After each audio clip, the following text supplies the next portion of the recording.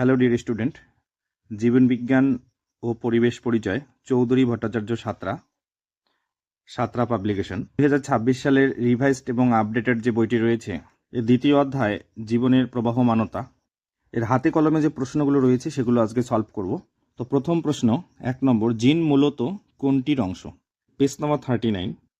জীবের সকল বৈশিষ্ট্যের প্রধান নিয়ন্ত্রক উপাদান হলো জিন। এটি অর্থাৎ জিন ডিএনএ এর গঠনগত অংশ। ব্যতিক্রম ভাইরাসের ক্ষেত্রে আরএনএ জিন ধারণ করে। তো এখানে 1 নম্বরে মূলত বলেছে, সেই ক্ষেত্রে আমাদের উত্তর হবে অপশন বি, ডিএনএ। 2 নম্বর প্রশ্ন বলেছে মানব দেহে অটোজোমের সংখ্যা হলো, পেজ নম্বর 40, 22 জোড়া অর্থাৎ 44টি ক্রোমোজোম দেহের চারিত্রিক বৈশিষ্ট্য নির্ধারণে অংশ নেয়, তাই এদের অটোজোম বলে। তাহলে অটোজোমের সংখ্যা হচ্ছে 22 জোড়া বা 44টি। 2 নম্বরের উত্তর হবে অপশন সি, 44টি।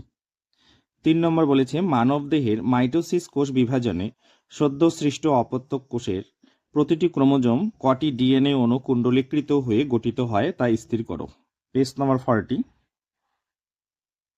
প্রতিটি মানে একটি ক্রোমোনিমার তন্তু কুণ্ডলীকৃত ঘনীভূত হয়ে মেটাফেজ দশায় একটি ক্রোমাটিড গঠন করে। সঠিক উত্তর হচ্ছে অপশন বি, একটি।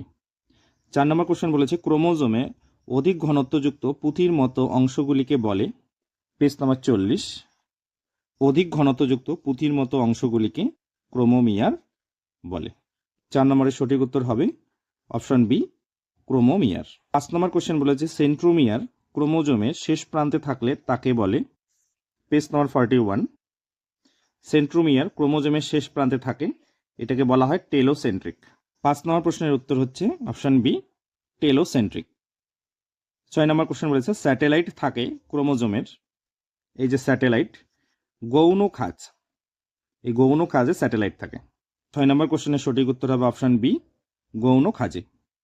7 নম্বর কোশ্চেন বলেছি ক্রোমোজোমে আম্লিক প্রোটিনে কোন অ্যামাইনো অ্যাসিড থাকে? পেজ নম্বর 41। ক্রোমোজোমের রাসায়নিক উপাদানে দেখব আম্লিক প্রোটিনে ট্রিপ্টোফ্যান ও টাইরোসিন জাতীয় অ্যামাইনো অ্যাসিড থাকে। 7 নম্বর কোশ্চেনের সঠিক উত্তর হবে অপশন বি, ট্রিপ্টোফ্যান। 8 নম্বর কোশ্চেন বলেছে কোন কোষ বিভাজনকে সদৃশ বিভাজন বলে? পেজ নম্বর 45, মাইটোসিস কোষ বিভাজন, দেখো মাইটোসিসকে সদৃশ বিভাজন বলে। 8 নম্বর কোশ্চেনের সঠিক উত্তর হবে option A, mitosis. 9 number question বলেছে মাইটোসিস কোষ বিভাজনের কোন দশায় বেম গঠিত হয়? পেজ নম্বর 47, মেটাফেজ দশা। এখানে দেখো 2 নম্বরে বেম বা স্পিন্ডল গঠিত হয়। 9 নম্বর প্রশ্নের সঠিক উত্তর অপশন বি, মেটাফেজ। 10 নম্বর কোশ্চেন বলেছে কোন প্রকার জননে মাইটোসিস এবং মিওসিস দুই প্রকার কোষ বিভাজনই দেখা যায়? পেজ নম্বর 53, পার্থক্যের মধ্যে দেখব আমরা যৌন জননের। এখানে দেখো যখন গ্যামেট উৎপাদন হয় তখন মিওসিস, এবং যখন আপত্য জীব উৎপাদন হয় তখন মাইটোসিস কোষ। তার মানে যৌন জননে মিওসিস এবং মাইটোসিস দুই ধরনের কোষ বিভাজন ঘটে। 10 নম্বরের সঠিক উত্তর হবে অপশন বি, যৌন জনন। 11 নম্বর কোশ্চেন বলেছে নিম্নলিখিত কার ক্ষেত্রে খণ্ডীভবন দেখা যায়? পেজ নম্বর 54, একদম নিচের দিকে খণ্ডীভবন দেখা যায় স্পাইরোগাইডার। এই যে স্পাইরোগাইডার যে খণ্ডীভবন তার ছবি, তোর অপশন সি, স্পাইরোগাইডা। বলেছে নিউক্লিওটাইডের রাসায়নিক উপাদান সংক্রান্ত নিচের কোনটি সঠিক? পেজ নম্বর 42, এই যে নিউক্লিওটাইড, দেখো ডিঅক্সিরাইবোজ শর্করা plus phosphate plus nitrogen base. তাহলে 12 নম্বর কোশ্চেনের সঠিক উত্তর অপশন ডি, এই যে ডিঅক্সিরাইবোজ শর্করা মানে 5C শর্করা, নাইট্রোজেনযুক্ত ক্ষারক এবং ফসফরিক অ্যাসিড, এটাই হলো গিয়ে নিউক্লিওটাইড। কোশ্চেন নম্বর 13, তুমি মাইটোসিস কোষ বিভাজনের একটি দশায় সিস্টার ক্রোমাটিড দ্বয়কে আলাদা হতে দেখলে দশাটি হলো, পেজ নম্বর 48। এখানে দেখো এই যে ক্রোমাটিডগুলো সিস্টার ক্রোমাটিড, এগুলো আলাদা হয়ে যাচ্ছে কোথায়? অ্যানাফেজে। 13 নম্বর কোশ্চেনের সঠিক উত্তর হচ্ছে অপশান সি, অ্যানাফেজ। 14 নম্বর কোশ্চেন বলেছে ফুলের কোন অংশ পরাগযোগের জন্য কীট পতঙ্গদের আকর্ষণ করে? পেজ নাম্বার 59, দল বা পাপড়ি পরাগযোগের জন্য কীটপতঙ্গদের আকর্ষণ করে। 14 নম্বর কোশ্চেনের সঠিক উত্তর অপশন বি, পাপড়ি। 15 নম্বর কোশ্চেন বলেছে ক্রোমোজোমের কোন গঠন সংক্রান্ত অংশটি ক্রোমোজোমের ঠিক মাঝখানে কিংবা যে কোনো এক প্রান্তে অবস্থান করতে পারে। পেজ নম্বর 41, সেন্ট্রোমিয়ারের অবস্থান অনুসারে ক্রোমোজোম 4 ধরনের হয়, আর এই সেন্ট্রোমিয়ার ক্রোমোজোমের শেষ প্রান্তে থাকতে পারে, মাঝখানে থাকতে পারে, মাঝখানের নিকটে থাকতে পারে। তাহলে 15 নম্বর কোশ্চেনের সঠিক উত্তর হচ্ছে অপশন ডি, সেন্ট্রোমিয়ার। 16 নম্বর কোশ্চেন, ইতর পরাগযোগ সম্পর্কিত নিচের কতগুলি বক্তব্য সঠিক? এখানে 4টি বক্তব্য রয়েছে, তার মধ্যে কয়টি বক্তব্য সঠিক সেখানে অপশন রয়েছে, আমরা দেখে নেব। তো প্রথমটি বলেছে ইতর পরাগযোগে বাহকের প্রয়োজন হয়। পৃষ্ঠা নম্বর 60, ইতর পরাগযোগে বাহকের প্রয়োজন হয়। তাহলে 1 নম্বরটি সঠিক রয়েছে। 2 নম্বরটি বলেছে ইতর পরাগযোগের ফলে উৎপন্ন অপত্য উদ্ভিদে নতুন চারিত্রিক বৈশিষ্ট্যের আবির্ভাব ঘটে। একই পেজে দেখব যে ইতর পরাগযোগের ফলে নতুন বৈশিষ্ট্য সম্পন্ন উদ্ভিদের আবির্ভাব ঘটে। তাহলে 2 নম্বরটিও সঠিক রয়েছে। 3 নম্বর বলেছে ইতর পরাগযোগ বাহক নির্ভরশীল না হওয়ায় পরাগরেণুর অপচয় কম হয়। তো প্রথমেই আমরা দেখলাম যে ইতর পরাগযোগ বাহকের উপর নির্ভরশীল, এখানে বলেছে যে বাহক নির্ভরশীল না হয়, তাহলে এটি ভুল। 4 নম্বর বলেছে ইতর পরাগযোগ বাহক নির্ভরশীল হওয়ায় পরাগরেণুর অপচয় বেশি হয়। একই পেজে একই জায়গায় দেখব, দেখো ইতর পরাগযোগে অধিক সংখ্যক পরাগরেণু অপচয় ঘটে। 4 নম্বরটি ঠিক রয়েছে। দেখলাম 1, 2, 3 এই 3টি ঠিক রয়েছে, তাহলে অপশন এ হচ্ছে আমাদের সঠিক উত্তর 3টি। 17 নম্বর কোশ্চেন বলেছে একটি মাতৃকোষ থেকে 4টি আপত্য কোষ সৃষ্টি হয়। পেজ নম্বর 45, এখানে দেখো এই প্রক্রিয়ায় আমরা কোথায় দেখছি, মিওসিসে দেখছি। একটি ডিপ্লয়েড মাতৃকোষ থেকে 4টি হাপ্লয়েড অপত্য কোষ সৃষ্টি হয়। তার মানে একটি মাতৃকোষ থেকে 4টি অপত্য কোষ সৃষ্টি হয়। 17 নম্বর কোশ্চেনের সঠিক উত্তর অপশন সি, মিওসিসে। 18 নম্বর কোশ্চেন বলেছে কোন দশায় ক্রোমোজোমগুলি বেমের বিষুব অঞ্চলে অবস্থান করে। পেজ নম্বর 47, মেটাপেজ দেখব যে ক্রোমোজোমগুলি বেমের বিষুব অঞ্চলে বা নিরক্ষীয় তলে, পরে পেজ 48-এ, অর্থাৎ বেমের মাঝখানে ক্রোমোজোমীয় তন্তুর সঙ্গে সেন্ট্রোমিয়ারের সাহায্যে সংলগ্ন থাকে। তাহলে সঠিক উত্তর হবে অপশন বি, মেটাফেজ। 19 নম্বর কোশ্চেন, মানুষের প্রতিটি দেহকোষে সেক্স ক্রোমোজোম থাকে। পেজ নম্বর 39, এখানে দেখো যে মানবদেহে মোট ক্রোমোজোম 46টি, এদের আবার এক জোড়া মানে 2টি লিঙ্গ নির্ধারণে অংশগ্রহণ করে, এদের সেক্স ক্রোমোজোম বলে। তাহলে এক জোড়া অর্থাৎ 2টি হবে উত্তর। 19 নম্বর কোশ্চেনের সঠিক উত্তর অপশান এ, 2টি। 20 নম্বর কোশ্চেন বলেছে কোন দশায় ক্রোমোজোমগুলি বেমের 2 বিপরীত মেরুর দিকে ধাবমান হয়। পেজ নম্বর 48, টেলোফেজ দেখব। ক্রোমোজোমগুলি বিপরীত মেরু প্রান্তে পৌঁছানোর পর, তার মানে বিপরীত মেরুতে যাচ্ছে, টেলোফেজে। 20 নম্বর প্রশ্নের সঠিক উত্তর হচ্ছে অপশান ডি, টেলোফেজ। 21 নম্বর প্রশ্ন, মানুষের ক্ষেত্রে নিম্নলিখিতগুলির মধ্যে কোনটি একজন স্বাভাবিক পুরুষের ক্ষেত্রে প্রযোজ্য। পেজ নম্বর 40-তে দেখব 44টি অটোজোম, তার মানে 44A, এবং বলেছে যে পুরুষের 2 রকমের গ্যামেট থাকে। তো সেই গ্যামেট হচ্ছে এক্স ও ওয়াই প্রকৃতির। তো এখানে কি হবে, সাথে এক্স এবং ওয়াই, এটি হচ্ছে পুরুষের ক্ষেত্রে। 21 নম্বর প্রশ্নের সঠিক উত্তর option B, 44A plus XY। 22 number প্রশ্নে বলেছে অযৌন জনন সম্পন্নকারী একটি প্রাণী হলো। পেজ নম্বর 54-এ অযৌন জনন সম্পন্নকারী, এখানে অনেক প্রাণীর উদাহরণ রয়েছে, তার মধ্যে দেখো রয়েছে অ্যামিবা। আমাদের অপশনে রয়েছে অ্যামিবা, অপশন সি হচ্ছে সঠিক উত্তর। 23 নম্বর প্রশ্ন বলেছে স্ত্রীলোকের লিঙ্গ নির্ধারক ক্রোমোজোম কোনটি। পেজ নম্বর 40, দেখো স্ত্রীলোকের সেক্স ক্রোমোজোম XX প্রকৃতির। 23 নম্বর প্রশ্নের সঠিক উত্তর হচ্ছে অপশন বি, XX। পরের পেজে 24 নম্বর প্রশ্ন, মিওসিসের তাৎপর্য সংক্রান্ত নিচের কোন বক্তব্যটি সঠিক তা সঠিকভাবে নিরূপণ করো।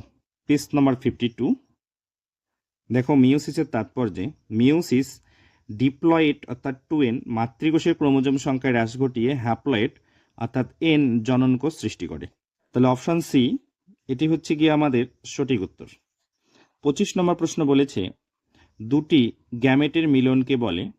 পেজ নম্বর 61 পুংজনন কোষ মানে পুং গ্যামেট, স্ত্রী জনন কোষ মানে স্ত্রী গ্যামেট, এদের মিলনকে নিষেক, বাংলায় বলা হয় গর্ভাধান। অপশন বি হচ্ছে সঠিক উত্তর, নিষেক। 26 নম্বর প্রশ্ন বলেছে নিচের কোনটি ডিএনএর গঠনগত উপাদান নয়। পেজ নম্বর 42 নিচে দেখো আরএনএর এখানে দেখো ইউরাসিল থাকে, কিন্তু ডিএনএর ক্ষেত্রে যদি আমরা দেখি সেখানে অ্যাডেনিন, গুয়ানিন, সাইটোসিন এবং থাইমিন থাকে। তাহলে সঠিক উত্তর হচ্ছে কি আমাদের অপশন বি ইউরাসিল, যেটা ডিএনএতে থাকে না, আরএনএতে থাকে। 27 নম্বর প্রশ্ন বলেছে নিচের কোন জোড়টি সঠিক। পৃষ্ঠা নম্বর 54 দেখো কোরকোদ্গম হয় ইস্টের। তাহলে সঠিক উত্তর অপশন এ কোরকোদ্গম ইস্ট। 28 নম্বর প্রশ্ন বলেছে ইন্টারফেস দশার উপদশাগুলির পর্যায়ক্রম কোনটি। পেজ নম্বর 46 দেখো ইন্টারফেস দশা, তার এই যে উপদশা G1 S তারপর G2। তাহলে সঠিক উত্তর option A G1 S G2। 29 প্রশ্ন বলেছে মাইটোসিস কোষ বিভাজনের দীর্ঘস্থায়ী দশা কোনটি। পেজ নম্বর 47 এই যে প্রোফেজ দশা যদি দেখি দেখো এটি নিউক্লিয়াস বিভাজনের প্রথম এবং দীর্ঘস্থায়ী দশা। 29 নম্বর প্রশ্নের সঠিক উত্তর হচ্ছে অপশন বি প্রোফেজ। এবারে বি এর দাগের অতি সংক্ষিপ্ত উত্তর ভিত্তিক প্রশ্ন, এক কথায় উত্তর দাও। 1 নম্বর প্রশ্ন বলেছে এস দশায় কি সংশ্লেষ ঘটে। পেজ নম্বর 46 এই যে এস দশা বা সংশ্লেষ দশা, এখানে দেখো ডিএনএর পরিমাণ দ্বিগুণ হয় এবং হিস্টোন প্রোটিন এগুলো সংশ্লেষিত হয়। 2 নম্বর প্রশ্ন বলেছে জিন কোথায় থাকে। পেজ নম্বর 39 দেখো ডিএনএর বিশেষ বিশেষ অংশই হলো জিন, তার মানে জিন কোথায় থাকছে, ডিএনএতে। 3 নম্বর প্রশ্ন বলেছে কোথায় আরএনএ জিন রূপে কাজ করে। পেজ নম্বর 39 এখানে দেখো কিছু কিছু ভাইরাসের ক্ষেত্রে আরএনএ জিন ধারণ করে, তাহলে উত্তর হবে ভাইরাস। 4 নম্বর কোশ্চেন মানুষের ক্রোমোজোম সংখ্যা কত। পৃষ্ঠা নম্বর 40 দেখো মানুষের দেহকোষে ক্রোমোজোম সংখ্যা 46। 5 নম্বর প্রশ্ন পুরুষের সেক্স ক্রোমোজোম কিভাবে প্রকাশ করা হয়। পেজ নম্বর 40 দেখো পুরুষরা 2 রকমের গ্যামেট এক্স ওয়াই, এটা সেক্স ক্রোমোজোম, তো এটাকে প্রকাশ করা হয় কিভাবে, এই যে এক্স ওয়াই, শুধু এক্স ওয়াই ভাবে প্রকাশ করা হয়। 6 নম্বর কোশ্চেন ক্রোমোনিমার পুতির দানার মতো অংশগুলিকে কি বলে। পেজ নম্বর 40 এখানে দেখো এই যে পুতির মতো অংশগুলিকে ক্রোমোমিয়ার বলে, ক্রোমোমিয়ার। 7 নম্বর প্রশ্ন মেটাসেন্ট্রিক ক্রোমোজোমে সেন্ট্রোমিয়ার কোথায় থাকে। পেজ নম্বর 41 এখানে দেখো মেটাসেন্ট্রিক ক্রোমোজোম সেন্ট্রোমিয়ার ক্রোমোজোমের মাঝখানে থাকে। 8 নম্বর প্রশ্ন স্যাটেলাইট যুক্ত ক্রোমোজোমকে কি বলে। পেজ নম্বর 41 স্যাটেলাইট, এখানে দেখো স্যাটেলাইট যুক্ত ক্রোমোজোমকে শ্যাট ক্রোমোজোম বলে। 9 নম্বর প্রশ্ন ডিএনএ এর নাইট্রোজেন বেস দুটি কি কি। পেজ নম্বর 42 এখানে দেখো অ্যাডেনিন গুয়ানিন নামক পিউরিন এবং সাইটোসিন থাইমিন নামক 2 রকমের পিরিমিডিন থাকে, তাহলে উত্তর হবে পিউরিন ও পিরিমিডিন। 10 নম্বর প্রশ্ন প্রাণী কোষের কোন অঙ্গাণু কোষ বিভাজনকালে বেম গঠন করে। পেজ নম্বর 49 প্রাণী কোষ, এখানে বেম গঠন করে সেন্ট্রোজোম। কোশ্চেন নম্বর 11 ভ্রূণের পরিস্ফুটনকালে কি ধরনের কোষ বিভাজন দেখা যায়। পেজ নম্বর 44 এখানে দেখো উচ্চতর প্রাণীদের ভ্রূণের পরিস্ফুটনকালে অথবা দেহের বৃদ্ধির সূচনা বার্ধক্য পর্যন্ত মাইটোসিস কোষ বিভাজন দেখা যায়। 12 নম্বর প্রশ্ন বলেছে একটি মাতৃকোষ থেকে 4টি অপত্য কোষ সৃষ্টি হয় কোন প্রকার কোষ বিভাজনকালে। 17 নম্বর এমসিকিউ আমরা সেটার উত্তর দেখলাম মিওসিসে, যারা মিস করেছো ভিডিওটিকে আবার পুনরায় দেখে নেবে। 13 নম্বর প্রশ্ন বলেছে ক্রোমোজোমের ক্রোমাটিন দ্বয় পরস্পর কোথায় সংলগ্ন থাকে। পেজ নম্বর 40 এখানে দেখো এই যে ক্রোমাটিন দ্বয় সেন্ট্রোমিয়ারে সংলগ্ন রয়েছে, উত্তর হবে সেন্ট্রোমিয়ার। 14 নম্বর প্রশ্ন, কোষ বিভাজনের কোন দশায় নিউক্লিওলাসের বিলুপ্তি ঘটে? পেজ নম্বর 47। এখানে মেটাফেজে দেখো নিউক্লিওলাস ও নিউক্লিয় পর্দা, তো আমাদের নিউক্লিওলাস রয়েছে, নিউক্লিওলাস সম্পূর্ণভাবে বিলুপ্ত হয়। উত্তর হবে মেটাফেজ। 15 নম্বর প্রশ্ন, কোন অঙ্গাণু উদ্ভিদ কোষের কোষ বিভাজনকালে বেম গঠন করে? পেজ নম্বর 49। উদ্ভিদ কোষ বেম গঠন করে বা বেম তন্তু গঠন করে মাইক্রোটিউবিউল। 16 নম্বর প্রশ্ন বলেছে কোষ চক্রে চেক পয়েন্টের কাজ বিঘ্নিত হলে কি ঘটবে? পৃষ্ঠা নম্বর 46। কোষ চক্রের গুরুত্বের মধ্যে দেখব, এখানে কোষ চক্রের এই যে চেক পয়েন্টগুলো আছে এগুলো যদি নিয়ন্ত্রণ নষ্ট হয়ে যায় এগুলোর, তাহলে অনিয়ন্ত্রিত কোষ বিভাজন ঘটবে। আর কি হবে? টিউমার সৃষ্টি হবে, এমনকি ক্যান্সার পর্যন্ত হতে পারে। কোশ্চেন নম্বর 17, অযৌন জননের একক কি? পেজ নম্বর 53। অযৌন জনন রেণুর সাহায্যে সম্পন্ন হয় এবং এই অযৌন জননের একক হচ্ছে রেণু। উত্তর হবে রেণু। 18 নম্বর প্রশ্ন, যৌন জননের একক কি? পেজ নম্বর 53। এখানে দেখো গ্যামেটের মিলন ঘটিয়ে নিষেক প্রক্রিয়া সম্পন্ন হয়, এখানে যৌন জনন সম্পন্ন হয় প্রাণীদের, তাহলে উত্তর হবে গ্যামেট। 19 নম্বর প্রশ্ন, কোন প্রাণীর বহুবিভাজন পদ্ধতিতে জনন সম্পন্ন হয়? পেজ নম্বর 54। বহু বিভাজন কার হয়? প্লাজমোডিয়ামের, তাহলে উত্তর হবে প্লাজমোডিয়াম। কোশ্চেন নম্বর 20, কোন প্রাণীর পুনরুৎপাদন ঘটে? পেজ নম্বর 55। পুনরুৎপাদন হয় প্ল্যানেরিয়ার, উত্তর হবে প্ল্যানেরিয়া। 21 নম্বর প্রশ্ন, কোরকের মাধ্যমে বংশবিস্তার করে কোন ছত্রাক? পেজ নম্বর 54। এই যে ছত্রাক ইস্ট কোরকোদ্গম মানে কোরকের মাধ্যমে করে, এই যেগুলোকে কোরক বলে, কোরক উৎপন্ন হয় কোরক, এই কোরকের মাধ্যমে ইস্ট কি করে? বংশবিস্তার করে। 22 নম্বর প্রশ্ন, খর্বধাবকের সাহায্যে অঙ্গজ জনন হয় কোন উদ্ভিদের? পেজ নম্বর 56। এই যে খর্বধাবক, এই খর্বধাবকের পর্ব থেকে এই কচুরিপানা এবং টোপাপানা এদের অঙ্গজ জনন হয়। কোশ্চেন নম্বর 23, যৌনক্রম দেখা যায় এমন একটি উদ্ভিদের উদাহরণ দাও। পেজ নম্বর 58। এখানে যৌনক্রম যদি দেখব মস এবং ফার্নের ক্ষেত্রে স্পষ্টভাবে লক্ষ্য করা যায়। তো উদ্ভিদের নাম বলেছে, নবম শ্রেণীর 15 পৃষ্ঠায় আমরা দেখব এই যে মস জাতীয় উদ্ভিদ এবং ফার্ন জাতীয় উদ্ভিদ, এদের উদাহরণ রয়েছে। এই যে মস হলো গিয়ে রিক্সিয়া এবং ফিউনেরিয়া, এবং ফার্ন হলো এই যে লাইকোপোডিয়াম, শুষ্নি, ড্রায়োপ্টেরিস। এখান থেকে যে কোনো একটি উদ্ভিদের নাম লিখতে হবে। 24 নম্বর প্রশ্ন বলেছে কর্ষণ দ্রবণে কি কি হরমোন দেওয়া হয়? পেজ নম্বর 57। এখানে কর্ষণ দ্রবণটি পরিপোষক এবং অক্সিন এবং সাইটোকাইনিন হরমোন দিয়ে তৈরি, তার মানে উত্তর হবে অক্সিন ও সাইটোকাইনিন। কোশ্চেন নম্বর 25 বলেছে এমব্রয়েড কি? পৃষ্ঠা নম্বর 57। এখানে দেখো বলছে ক্যালাসের বৃদ্ধি ঘটিয়ে এমব্রয়েড বা ভ্রূণ গঠন হয়, মানে ক্যালাস বৃদ্ধিপ্রাপ্ত হয়ে এমব্রয়েড গঠন করে। কোশ্চেন নম্বর 26 বলেছে কোন প্রাণীতে অঙ্গজ ও অযৌন জনন দেখা যায়? এবারে শূন্যস্থান পূরণ। 27 বলেছে ড্যাশ কোষ বিভাজনে বেমতন্তু ও ক্রোমোজোম গঠিত হয় না। পেজ নম্বর 44। অ্যামাইটোসিসে যদি দেখি আমরা, দেখো ক্রোমোজোম ও বেমতন্তু গঠন ব্যতিরেকে, মানে গঠন হয় না, তাহলে শূন্যস্থানে উত্তর হবে অ্যামাইটোসিস। 28 নম্বর প্রশ্ন বলেছে মানুষের মধ্যে যদি মেয়োসিসের পরিবর্তে মাইটোসিস দ্বারা গ্যামেট উৎপন্ন হয় বা হতো, তবে অপত্য সন্তানের একটি দেহকোষে অটোজোম সংখ্যা হতো। আমরা জানি মানুষের অটোজোম সংখ্যা হচ্ছে 44টি, অর্থাৎ 22 জোড়া। এবার এখান থেকে যদি মিওসিস হয় তাহলে 22A, এটাও 22A হতো, তারপরে এসে আবার 44টি অথবা 22 জোড়া হতো। কিন্তু এবারে বলেছে মাইটোসিস হবে মিওসিসের পরিবর্তে, তাহলে মাইটোসিস হলে সময় বিভাজন, মানে 44টিই থাকবে, তাহলে এই 44 এবং এই 44 এসে কত হবে? 88A হবে, অর্থাৎ 88টি হবে। 88 হবে কি আমাদের উত্তর।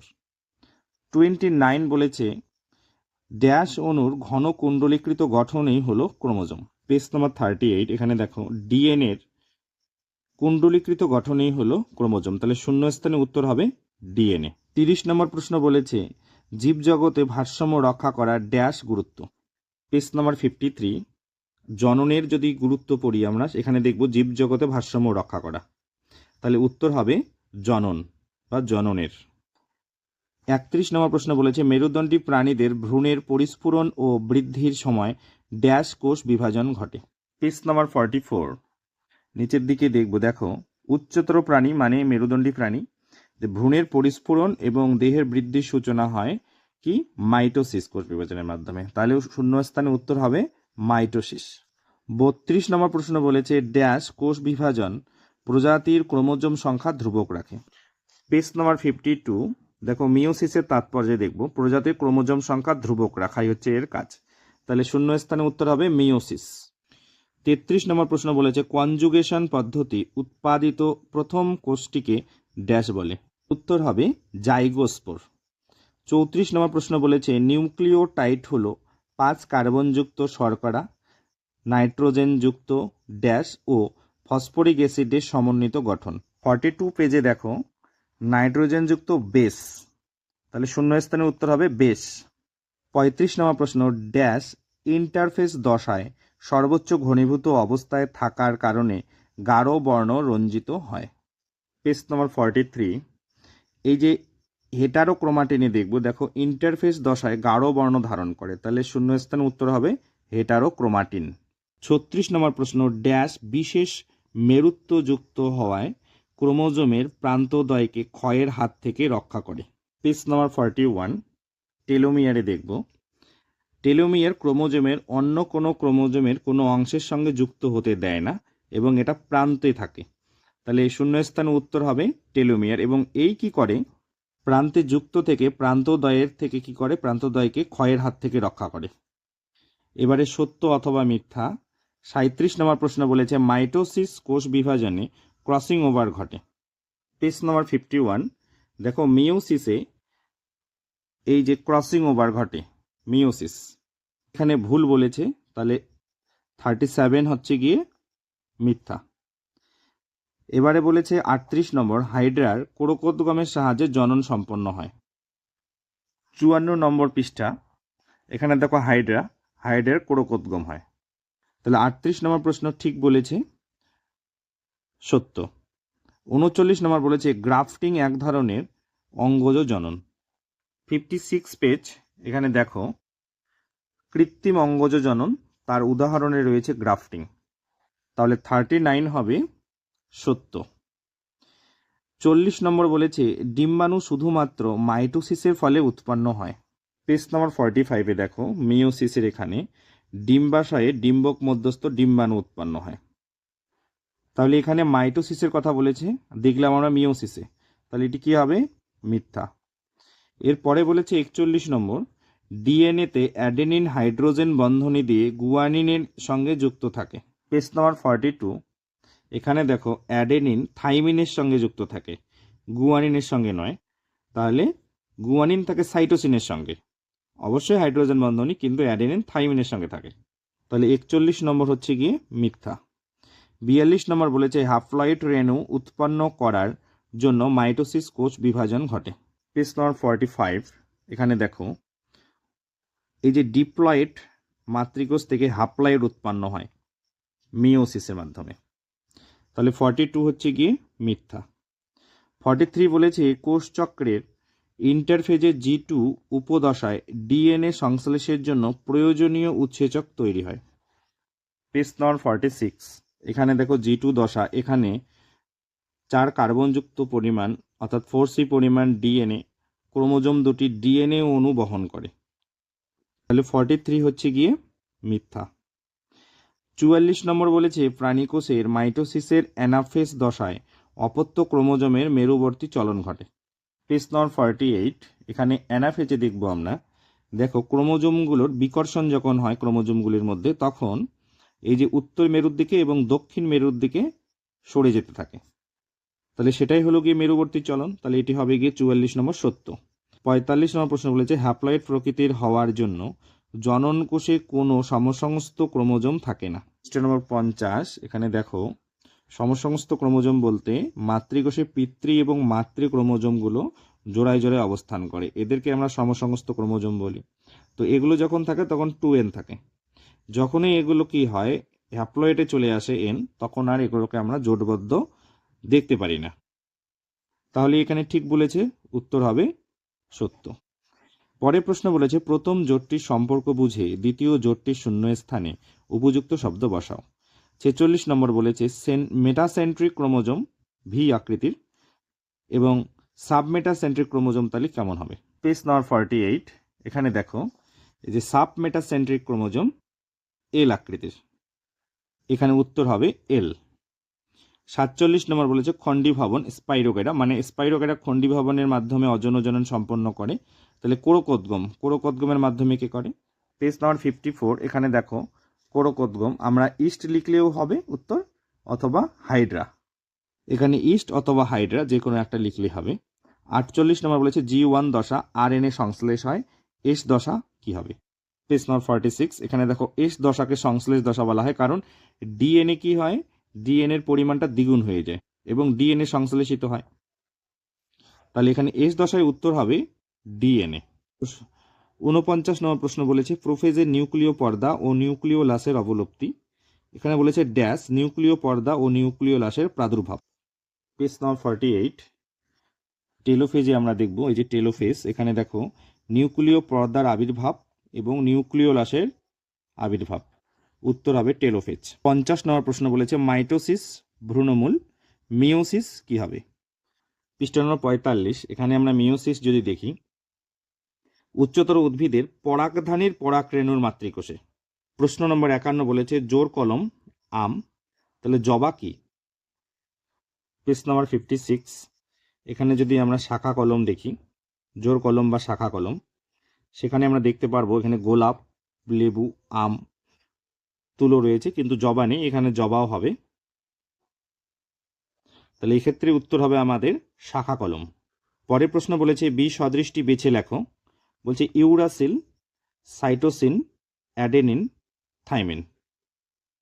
পেজ নাম্বার 42, আমরা যদি এখানে দেখি, দেখো অ্যাডেনিন, গুয়ানিন, সাইটোসিন এগুলো রয়েছে ডিএনএর ক্ষেত্রে, কিন্তু কেবলমাত্র যদি আমরা দেখি এখানে আরএনএর এখানে ইউরাসিল শুধু আরএনএতে রয়েছে, অর্থাৎ ডিএনএর মধ্যে ইউরাসিলটি নেই, তো এটাই হচ্ছে গিয়ে আমাদের এখানে বি সদৃশ, উত্তর হবে ইউরাসিল। 53 নম্বর প্রশ্ন বলেছে মাদার, পলাশ, ভুট্টা, শিমুল। পেজ নাম্বার 61, পলাশ, শিমুল, মাদার, তো এখানে ভুট্টা নেই, এখানে উত্তর হবে ভুট্টা। এরপরে রয়েছে নিচের 4টি বিষয়ের মধ্যে 3টি বিষয় একটি বিষয়ের অন্তর্গত, তা চিহ্নিত করো। বলছে মেটাসেন্ট্রিক, মোনোসেন্ট্রিক, অ্যাক্রোসেন্ট্রিক এবং টেলোসেন্ট্রিক, তো এগুলো প্রত্যেকটাই মোনোসেন্ট্রিকের মধ্যে রয়েছে, তাহলে উত্তর হবে মোনোসেন্ট্রিক। 55 নম্বর প্রশ্ন বলেছে প্রতিপাদ কোষ, সহকারী কোষ, ভ্রূণস্থলী, নির্ণীত নিউক্লিয়াস। পেজ নাম্বার 62, এখানে দেখো এটা হচ্ছে ভ্রূণস্থলীর ছবি, এখানে আমরা দেখো ভ্রূণস্থলীর মধ্যে কি দেখতে পাচ্ছি, নির্ণীত নিউক্লিয়াস রয়েছে, প্রতিপাদ কোষ সমষ্টি রয়েছে, সহকারী কোষও রয়েছে, তাহলে বাকি 3টে কোথায় রয়েছে, ভ্রূণস্থলীর মধ্যে, তাহলে উত্তর হবে আমাদের ভ্রূণস্থলী। এরপরে বাম স্তম্ভ এবং ডান স্তম্ভ, প্রথমে রয়েছে 1 নম্বর যৌনক্রম দেখা যায়।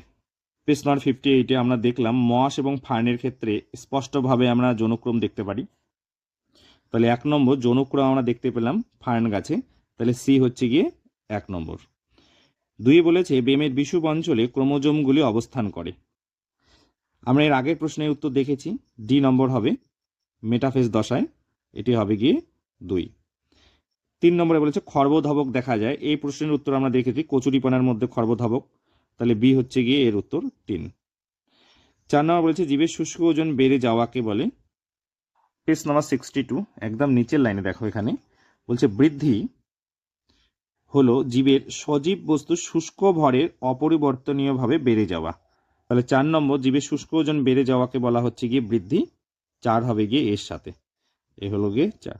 থ্যাংক ইউ ভিডিওটিকে শেষ পর্যন্ত দেখার জন্য।